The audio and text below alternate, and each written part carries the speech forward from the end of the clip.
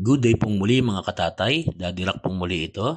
And morning grind po tayo muli ngayon.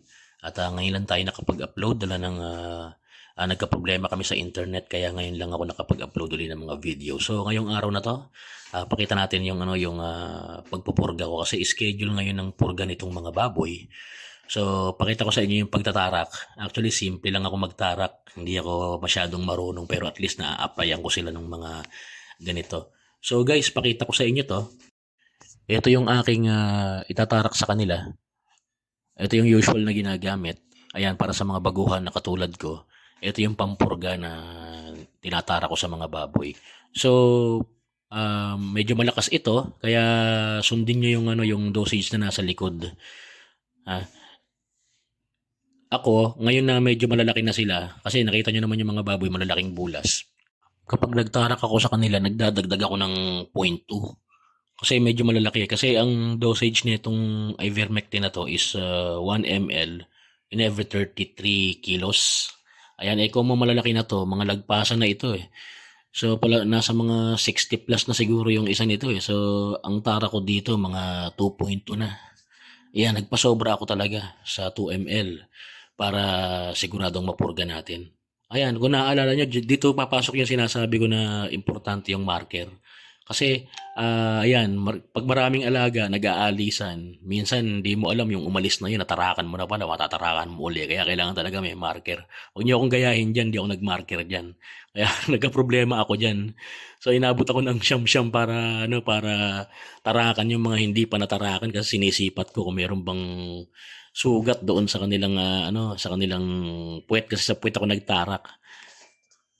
Ngayon itong tinarak natin sa kanila, pamurga pa lang 'yun. Hindi pa ako naglalagay ng vitamins. Actually, meron akong meron akong ginagawa diyan sa paglalagay ng mga vitamins na 'yan eh. Hindi ako basta-basta nagtatarak ng pang-vitamins.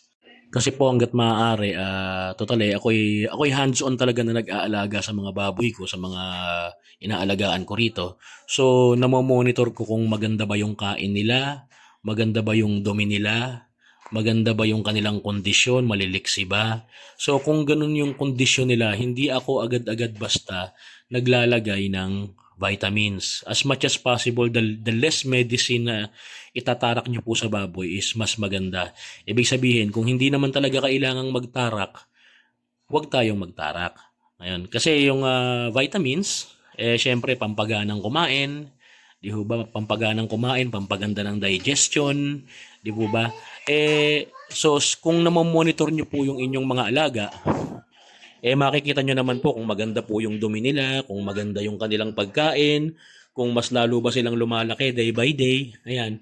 So, yung purga, yung pagpupurga po, okay lang yan, walang masama kasi ilalabas yung mga bulati sa loob ng baboy. Kailangan talaga nilang mailabas yun. Pero as per vitamins, mas mainam po, i-monitor po natin. Sabi nga nung isang veterinaryo na napanood ko sa Facebook, isa yan sa ikinalulugi ng mga nag-aalaga. Kasi unang muna kasi sisipatin mo, kailangan mo ba talagang magtarak?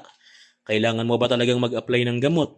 'Di ba? Kung hindi naman kailangan, edi why not? At syempre, the less, tulad ng sinabi ko kanina, the less medicine na i-apply nyo sa baboy, mas maganda kasi natural na maganda yung kanilang kondisyon, natural na maganda yung kanilang pangangatawan. So, kung pwedeng wag tayong magtarak, edi wag tayong magtarak. Kaya napaka-importante po na tayo ay hands-on sa ating pag-aalaga. So, yun lamang po. Sana may natutunan kayo. Daddy Rock po ito and God bless you all.